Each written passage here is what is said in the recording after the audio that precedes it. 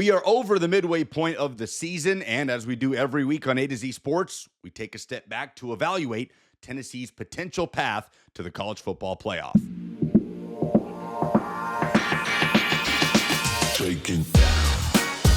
Hey, Lucas Panzica here from 104.5 The Zone and A to Z Sports. So after a 37-20 loss in Tuscaloosa, Tennessee has its second loss of the season. And as we talked about last week, that pretty much means for the Vols that there is no room left. There is no margin for error. Tennessee likely has to go undefeated the rest of the way in order to make the 12-team field. That's the bad news. The good news is generally the meat of Tennessee's schedule is already behind them. They've already played Georgia. They've already played Alabama. Up next, a road trip to Kentucky, the last place team in the Southeastern Conference. And then after that, Tennessee will return home to host Oklahoma before taking on a cupcake in New Mexico State, going on the road to Florida, and then coming back home to host Vanderbilt. Now, if there's one thing that Tennessee has not done yet this year, it's beat a ranked opponent, or at least beat an opponent that is not currently, or that is currently ranked. In fact, that Alabama loss made the Georgia loss hurt even more because Tennessee was a missed field goal in that game from only having one loss on the season,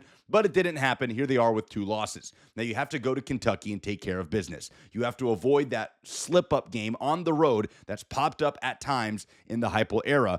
Kentucky, by the way, nearly just upset Texas as Texas escaped in overtime in Lexington just last weekend. Tennessee's got to take care of business before they return home to host a top 15 Oklahoma team with the dynamic quarterback in John Mateer that just had a dominant win at South Carolina. Obviously, Heupel playing his former school again. That's going to be a big challenge for the Vols, who, to their credit, have been excellent at Neyland Stadium under Josh Heupel. After that, you take care of New Mexico State and then go to Florida, who's already fired head coach Billy Napier. And barring any sort of interim bump there for the Gators, Tennessee has a great chance to win in Gainesville for the first time in 20 years.